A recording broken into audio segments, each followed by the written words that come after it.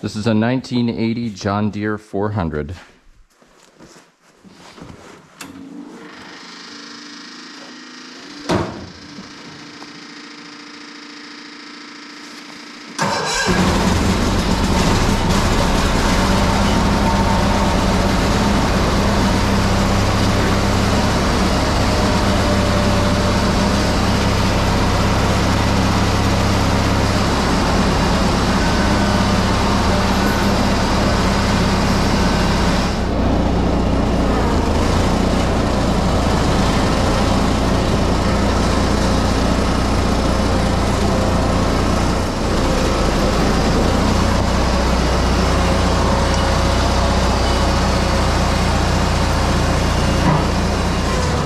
So a little bit more about the John Deere 400. I bought it earlier in January in 2023.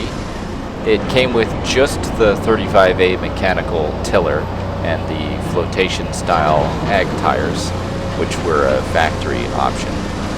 And I later added the 4-way Model 56 blade afterwards with the tire chains as well. I had them lying around and they fit the tires perfectly.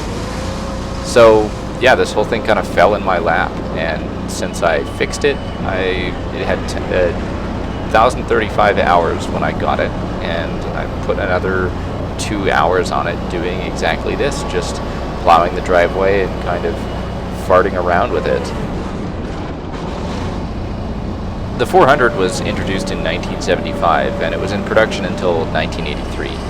And it was the biggest garden tractor that John Deere had made up until that point. It was very new to make a garden tractor that big, although other brands like Simplicity and Boland's, for example, had been kind of testing the waters with the very high horsepower tractors, HT20 and the 7020, for example. Those tractors and this John Deere were all kind of the granddaddies to what's now considered to be the subcompact utility tractor segment. Just really big stuff for the most demanding acreage owners, and expensive too. It had really unique features that were kind of reflected in that premium. Features like a big engine, 880 cc's, whereas your typical Sears SS16 at the time, Case 446, they all had about 650 cc opposed twin engines. So the increase in displacement was huge, and believe me, it makes a big difference when you're driving a tractor like this. They had a dual range transmission. It was actually kind of the precursor to the transmissions that were later found in the 420, 430, and the 318, and so on. It had power steering, independent rear brakes, which I'll use pretty extensively for turning here in this video. And it also had H3, or 3 different hydraulic spools, and 2 of which are for the remotes out front that could control the blade, and the other independently raises and lowers the rototiller or mowing deck. On an H2 tractor, one of the spools, usually the non-float one, will control the rock shaft on the tractor, and so you kind of have to have something to either lock it out or balance it. But this tractor just alleviates that problem by having 3 of them. It seems a little excessive, but people who need to use it really use it.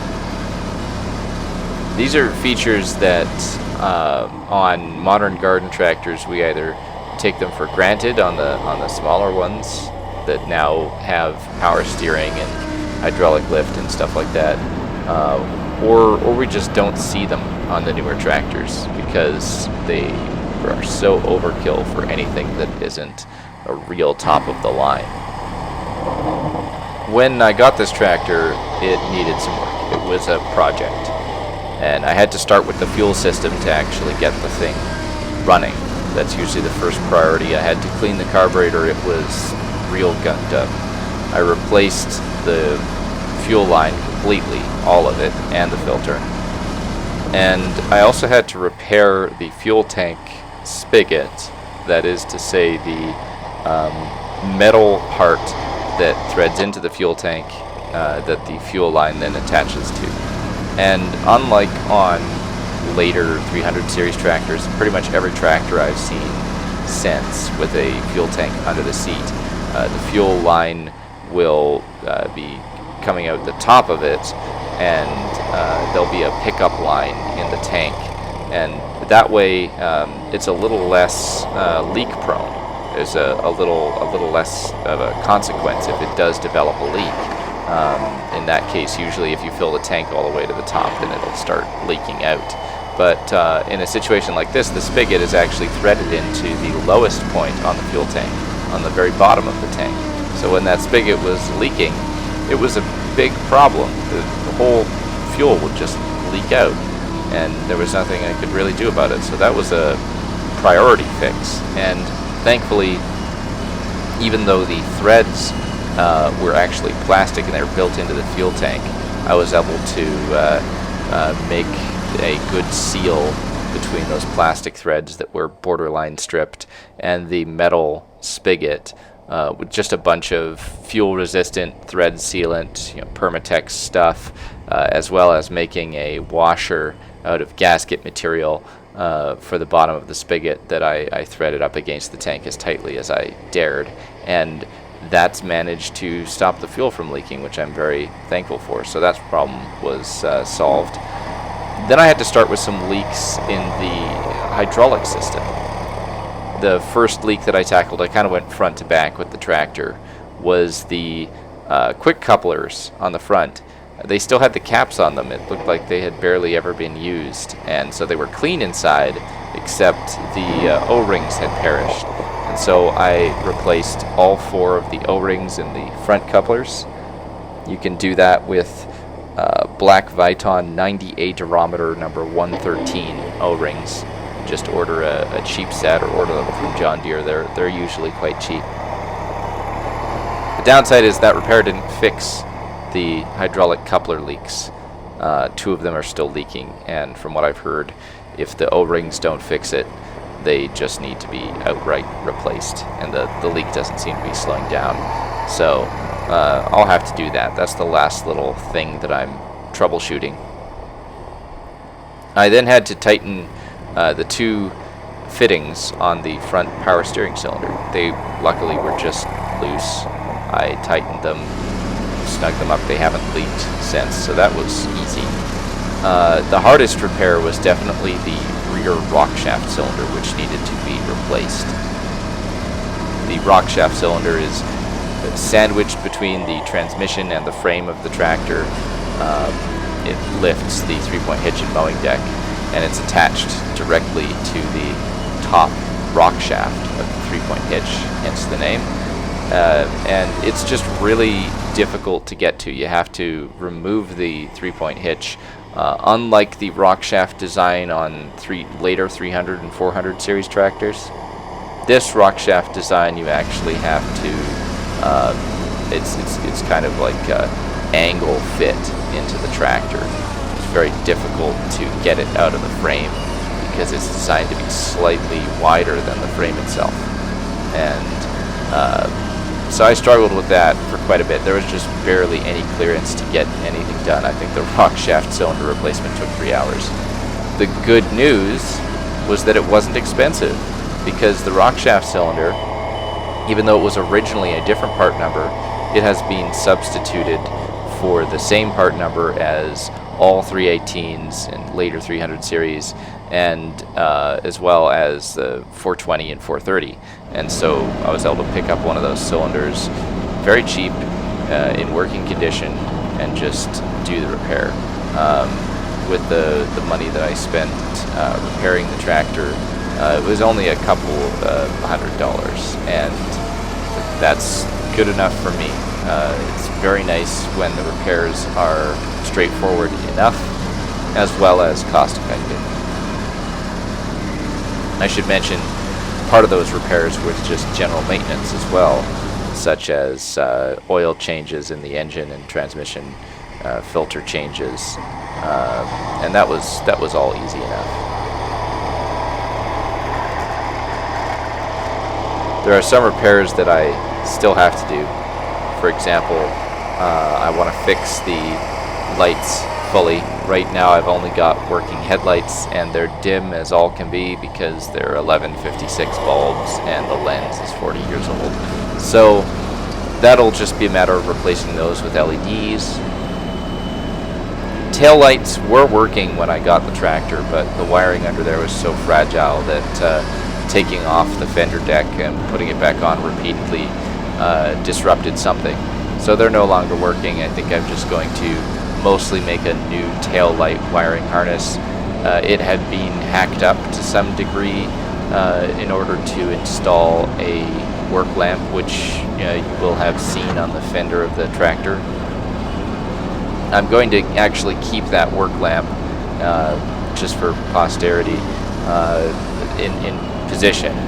Replace it with an LED version, which I already have, but I'll have LEDs all throughout the tractor and working lights, which is important because it's not every day I get to plow during the daytime. Sometimes it has to be at night, and all the time you're out onto the road, and so visibility is a real concern.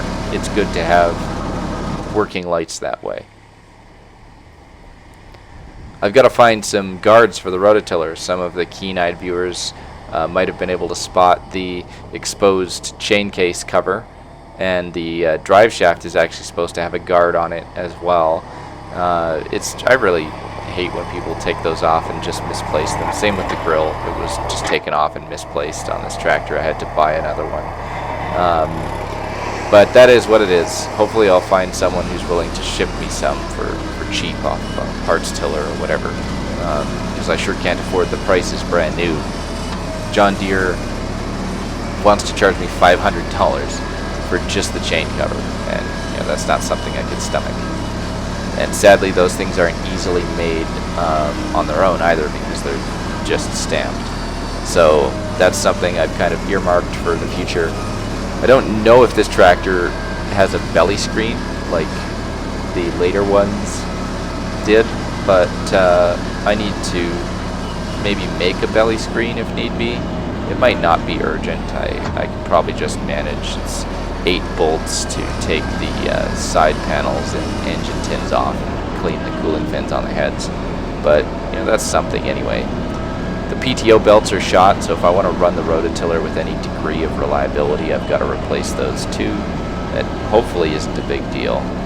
And honestly, I've got to tighten up the steering too, whether it's adjusting the free play in the axle or the steering system itself, maybe shimming it somehow.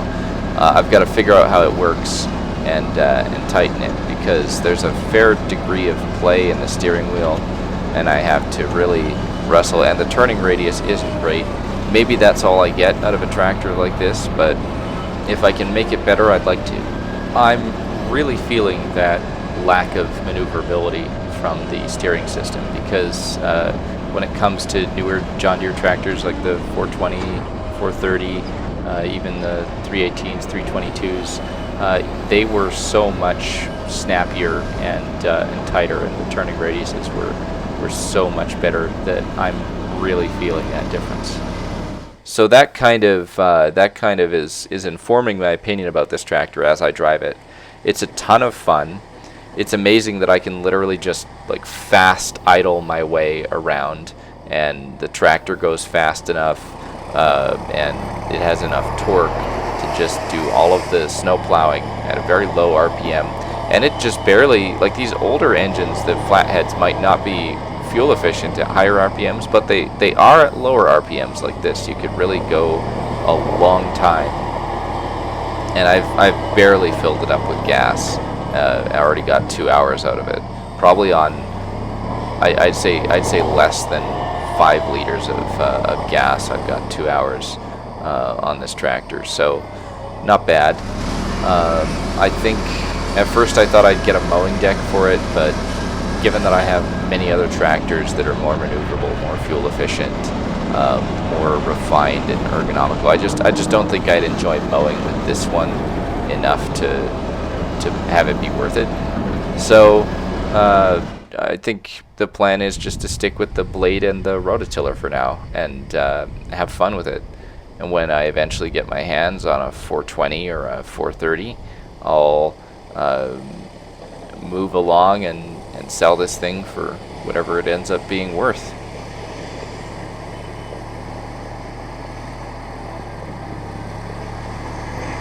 So the end of the video is approaching here. I just wanted to say thanks very much for watching if you're new or a returning subscriber, and I look forward to making more videos like this winter.